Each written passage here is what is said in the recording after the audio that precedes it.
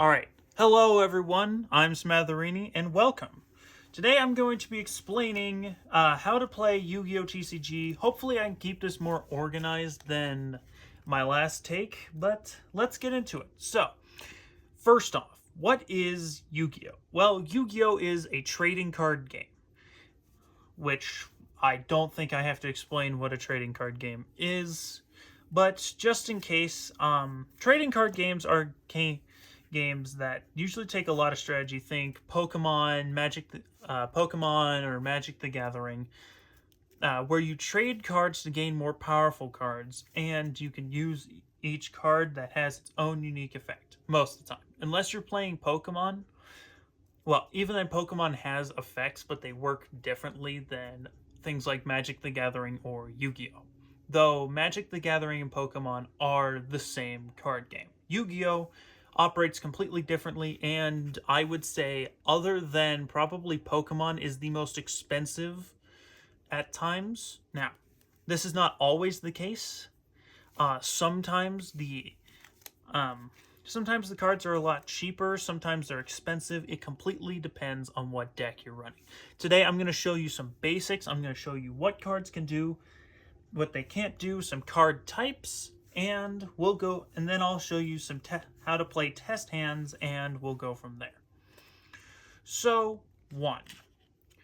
As you can see, I have multiple cards laid out. Now, there is a good reason for that, and I'm unsleeving this because I'm going to change this into or put it in another deck. So, now, you may be looking at this going, what in the hell is going on?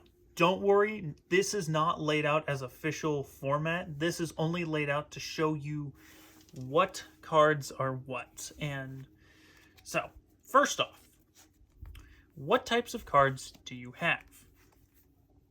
Well, to put quite simply, you have different types of monsters. You have different cards at your disposal. You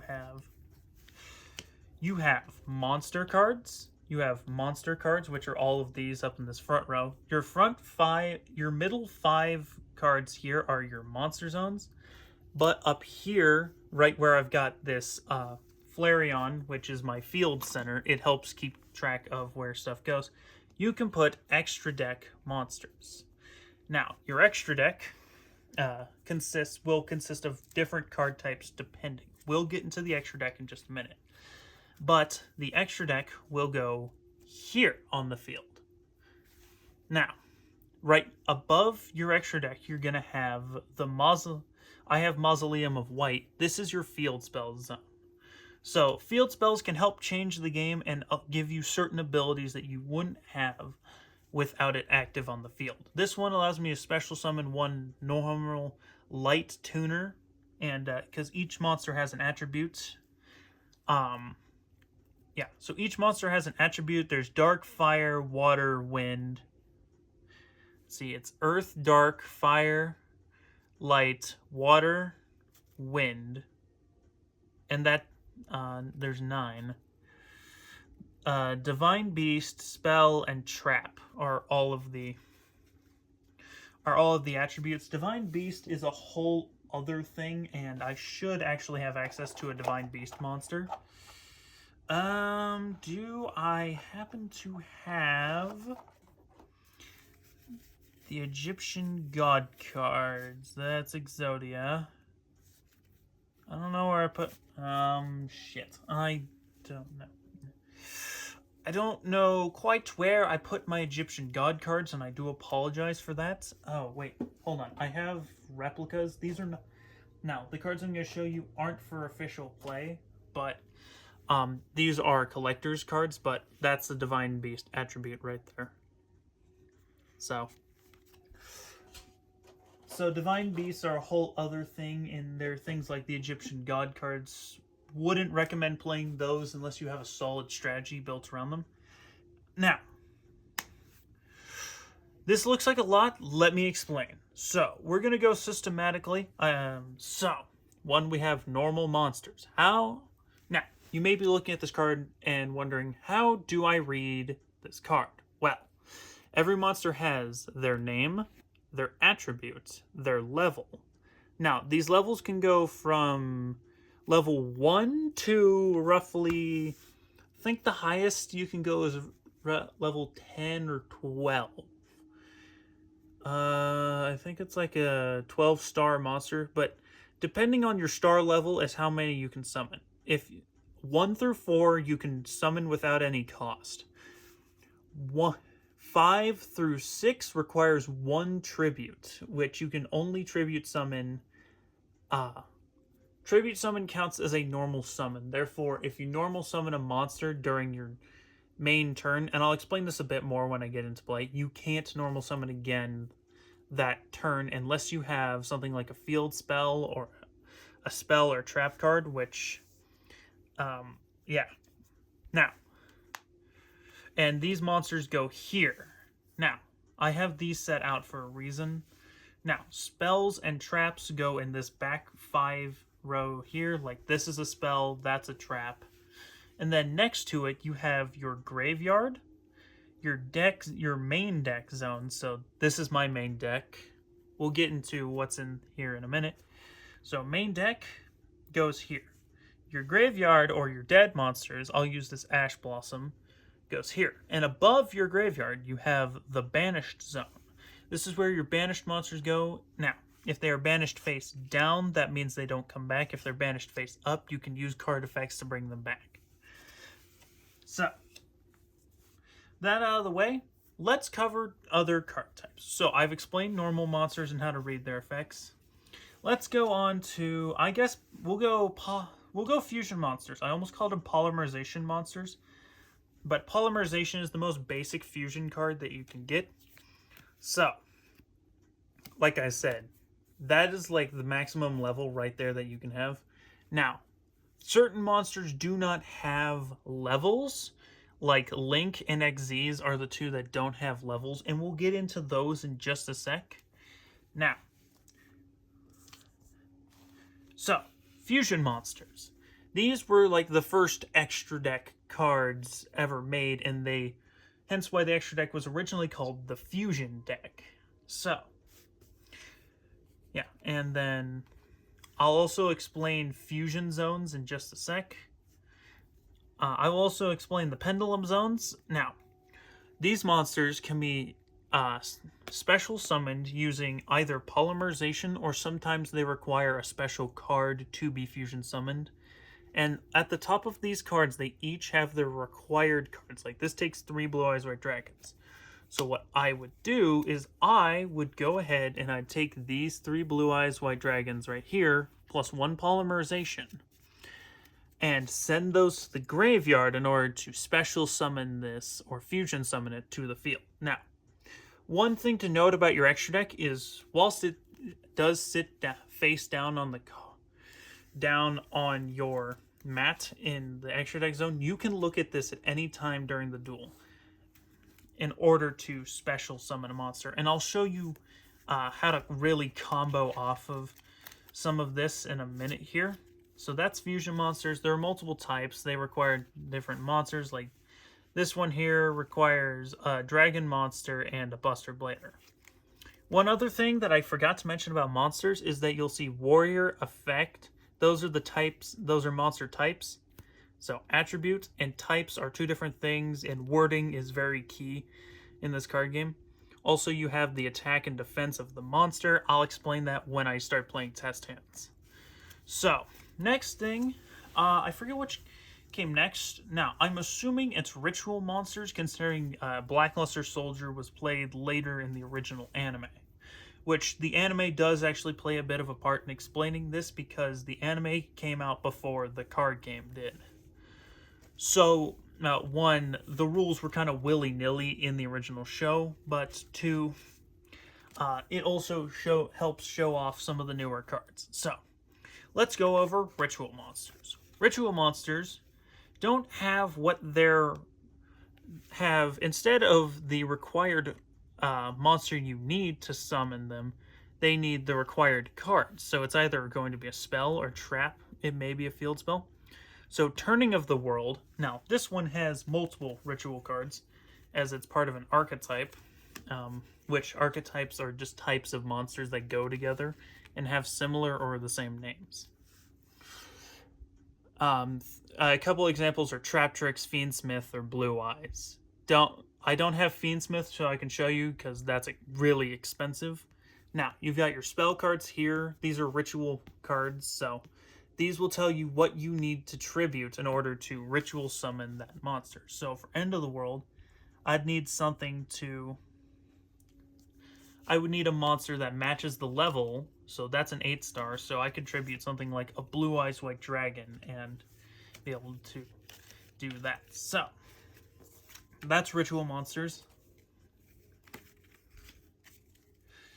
Let me get some water real quick.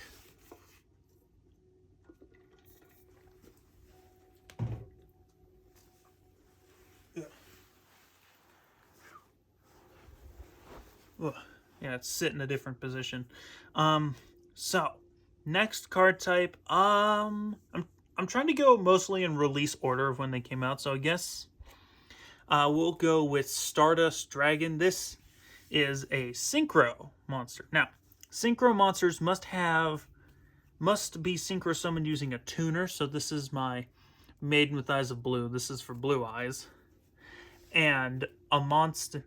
And a normal monster, they also will tell you the specific requirements because you may need an extra one. Like this one requires a tuner and one non-tuner monster. But I have one that requires a tuner, one or more non-tuner monsters, and a dragon-type monster. So their requirements can get a little hefty, and this is why you need to build your deck around what you're playing. So you'd synchro those by sending them to the graveyard. I'll just use these two tuner monsters, and then you synchro summon it to the field. So that's synchro summoning. The next one I think that came out was XZ summoning, so I'll show you using an actual XZ's deck. Link and XZ. So I guess if I'm going to pull out that deck, I'm going to show you Link and XZ's next. So let me reassemble. Also, field spells, like I said earlier, will give you unique effects. Now, of course, there's this card down here, and I want to explain that real quick because this has its own unique zones on the field that I forgot to mention.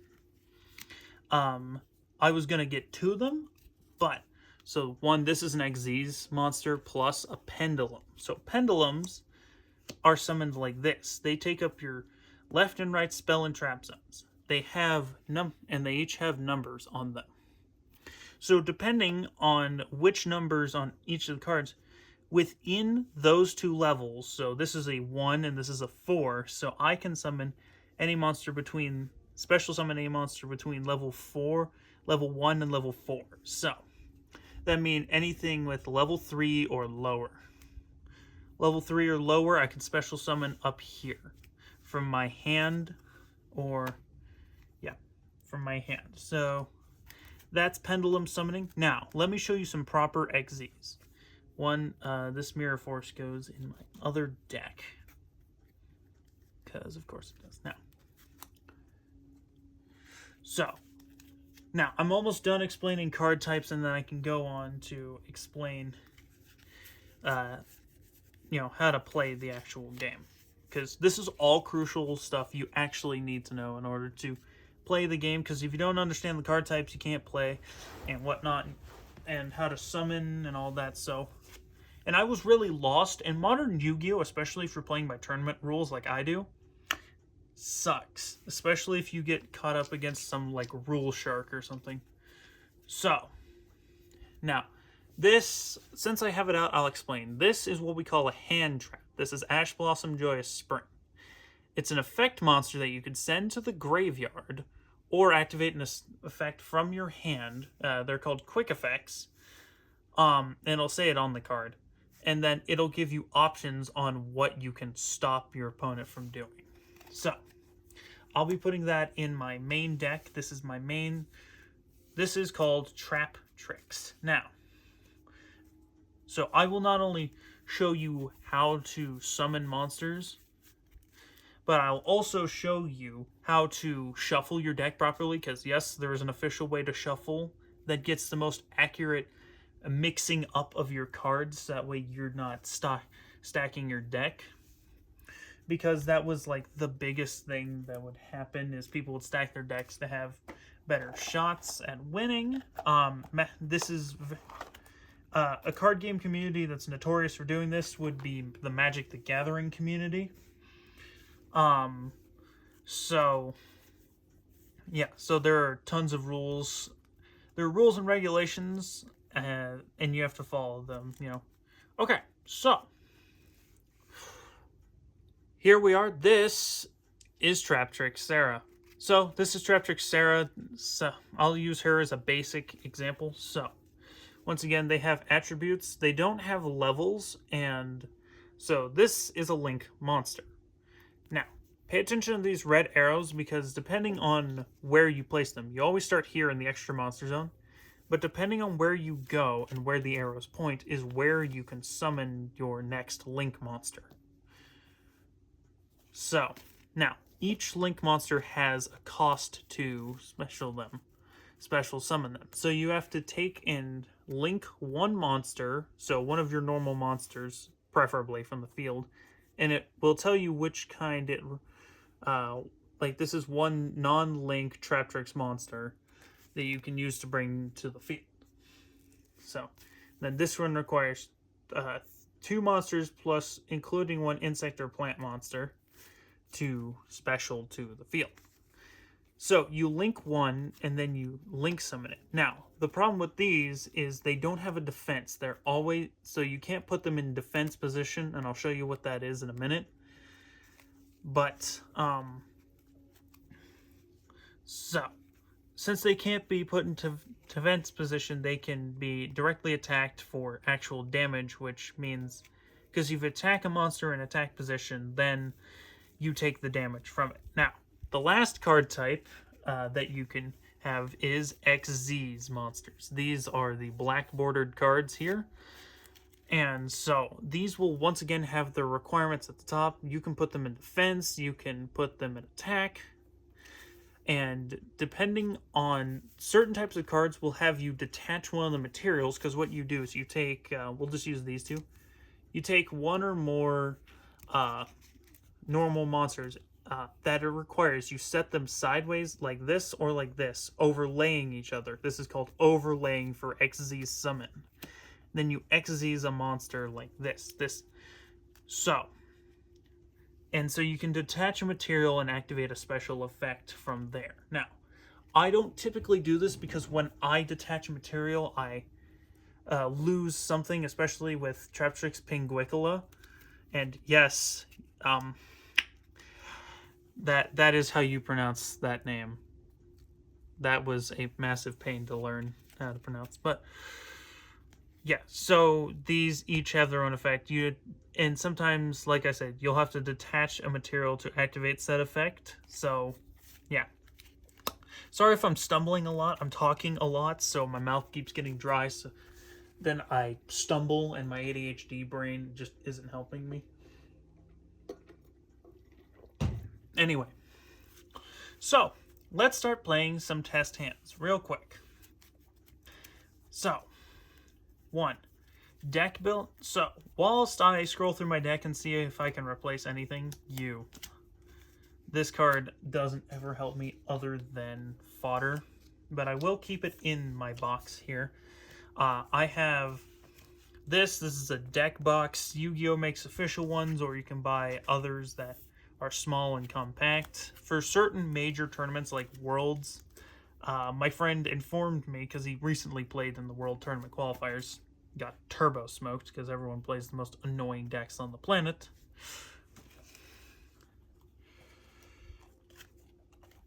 Yeah, and don't mind the dice that I have in the back. That is literally just there for alternates.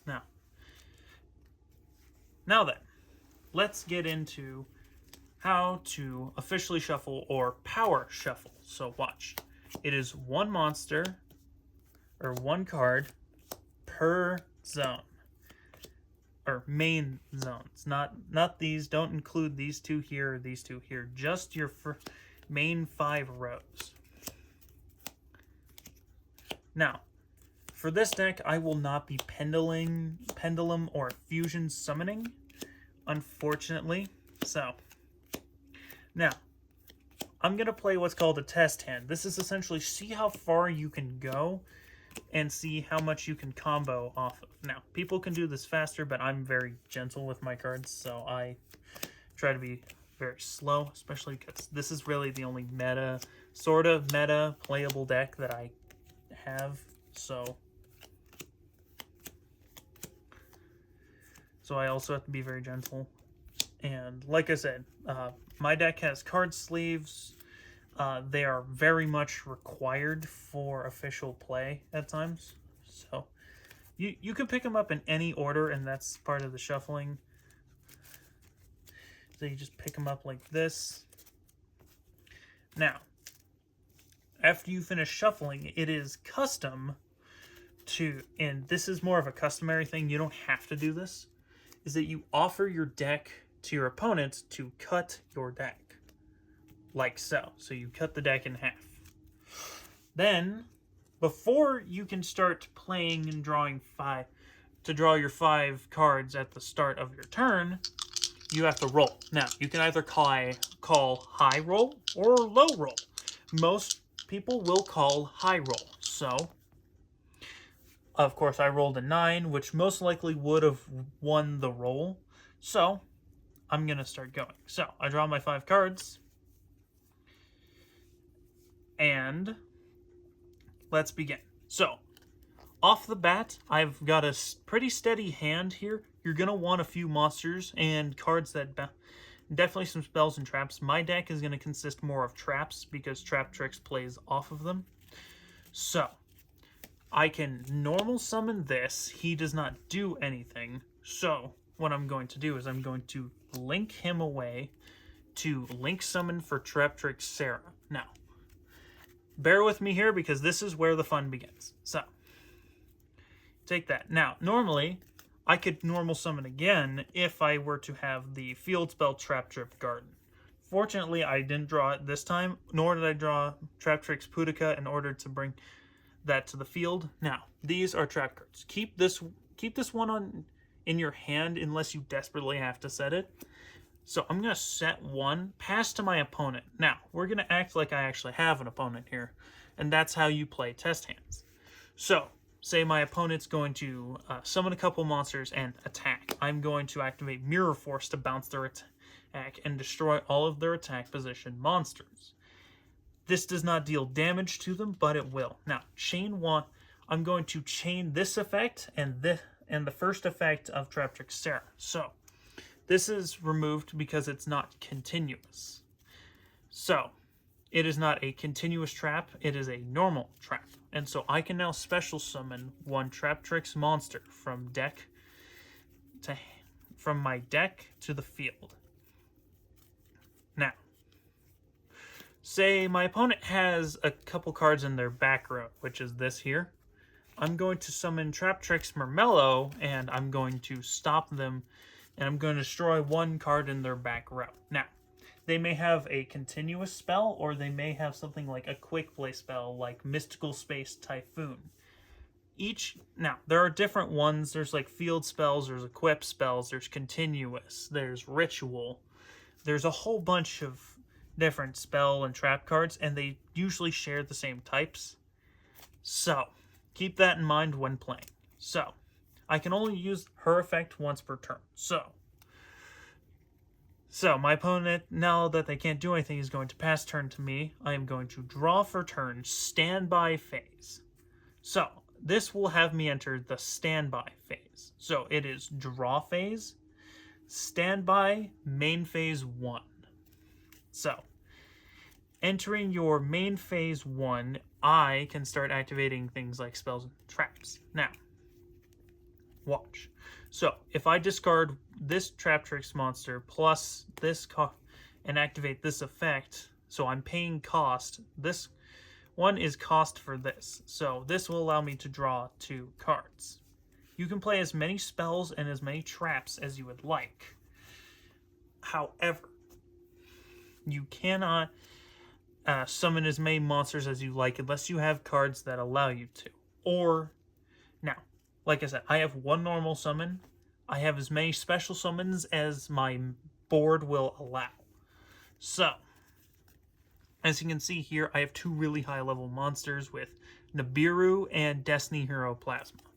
This one is a hand trap.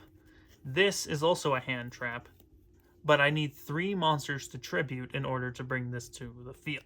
So, and then this will allow me to bring back 1 monster from either my graveyard or my opponent's graveyard, which can be really, really fun, as I've shut down one of my best friend's major player monsters by doing that, and it was really funny. So, since I can't normal summon a monster, what I'm going to do is I'm going to activate Monster Reborn and special summon. Now, special summoning right here is what will allow my opponent right here to activate something like Ash Blossom or Ghost Bell, which are both hand traps, or maybe a monster effect that can negate the special summon. Now I can go in. I can either link 3 and bring back another monster, or I can overlay for Xyz, which I will overlay to Xyz summon. Also, if you flip the cards in multiple different directions, you will absolutely drive us all nuts. It is like a card game OCD thing. Please do not, is the one thing I will say. So, I'm going to overlay these 2 cards. Thankfully, this doesn't require me to detach materials to activate its effect. But this is Heretical Phobos Kavos. Or Kovos? Kavos? I don't know. I don't know how to pronounce that name. Anyway, so I'm going to enter the battle phase.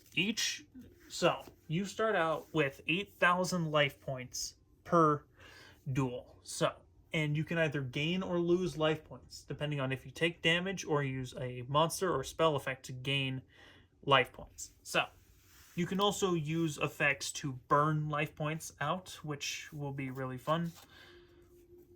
Now, I don't think I'm going to try and play this at all, especially because this one is really specific and I'm learning the effect. So, bear with me if I do screw something up. So, I'm going to enter battle. I'm going to attack my opponent. Like I said, they have no monsters on the field because they were all summoned to attack. So, I'll attack them directly for 2,100 life points. So, they went from 8,000 and they lost 2,100. Now, which just means, or you can say it as 2,100. We say it 2,100 because it's easier. And then I'll also attack with Traptrix Sarah for 800. You can attack with as many monsters on the field as you can, as long as they don't have effects that say otherwise, or if your opponent has a spell or a trap card that will stop you from doing so. Or if you're activating monster effects, pray to God they don't have this poor bastard on the field. You'd be the poor bastard in that situation. Anyway, so I'll pass turn to my opponent. They're gonna draw phase. Oh wait, hold on. Real quick, I need to show you the rest of the turn. So, I went from main phase. So, we went from draw phase, standby, main phase 1. This was battle phase. I usually just say enter battle and play off of what I'm doing. So, this is battle phase. Now, I'm going to go main phase 1. Since I can't do anything in my second main phase, or this is main phase 2, sorry. So, since I can't do anything in my second main phase, I'm going to go end phase. Now, I have to call each phase because certain effects are activated during other phases. Remember that. That's very important. So, my opponent is going to go, okay, so draw phase, draw for turn. I'll play da-da-da-da-da, and I'll activate them. And so they're going to go, and they're going to special summon a ton of monsters. Whoopsie daisy, they summoned more than 5 monsters. Activating Nibiru. So, when my opponent, and now you can your opponent can read these at any time. So, during the main phase, if your opponent's normaled or special summoned 5 or more monsters, this turn, quick effect, you contribute as many monsters face up on the field as possible. So essentially, I can, but I don't have to. Sometimes it'll say just tribute. These are things like another as many as you can effect for tributing would be Yubel, Loving Defender Forever. So if you fusion summon that, then it inflicts 500 damage per material used to bring it to the field. Okay, so Nibiru. And so, yeah. And if I do, now, and if you do, special summon this card from your hand. Then, special summon one Primal Being token. So, this brings in token cards. I don't know if I have any, but I will activate Nibiru, Primal Being. Now, I don't have specifically a Primal Being token, but I think I have token cards. Oh, shit, I don't have any.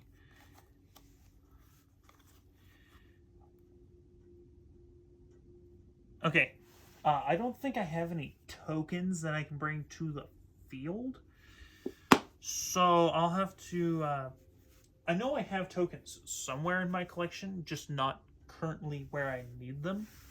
So pardon me for that, but I just don't have any tokens. But essentially, actually, I might actually have them. Oh, wait. I think I have some right here.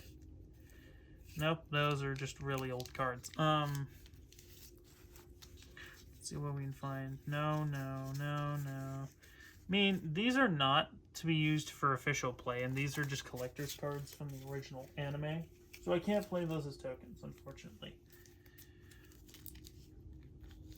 And I will not break the rules of Yu-Gi-Oh! Even if I'm... Yeah, so. I don't have any specific tokens, which sucks, and I'll have to get a hold of some. I swore I had some in some card sleeve, in a card sleeve in my main box. I guess I removed them because I never needed them. So that's totally fine. So we'll just say I summoned a token. Shit, you know what? Here. Just to say I have the token. Here's my token. Now let me finish the effect. Special summon one, and if you special summon one Primal Being token, it's a level 11. It has question mark attack and defense, and so it gains attack and defense depending on adding up the total of monsters that were tributed to bring it to the field. So this also has 3,000 attack. Also, this is one level lower than the highest level monster, which is 12. I was correct on that. Yeah. Oh, and one other thing that I forgot to mention here, this is not an effect, this is a rank. So depending on the rank, you have to match it using the effects. So, yeah. These have ranks, not levels, and that's why they're on the other side. Remember that, because I sure as shit didn't, because I'm so used to just comboing. Okay.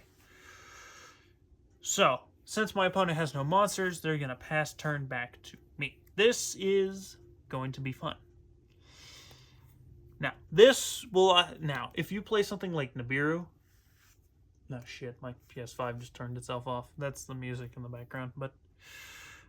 so you can activate things like Infinite Impermanence and Bottomless Trap Hole here, but I'm going to set one trap card. I'm going to enter battle, and I can attack using Sarah, Phobos, and... Heretical,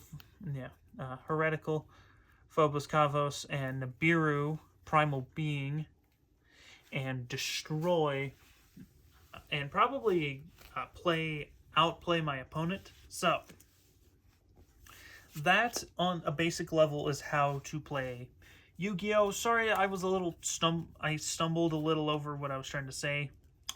I'm trying to think several steps ahead, and then trying to say them out loud is not working for me.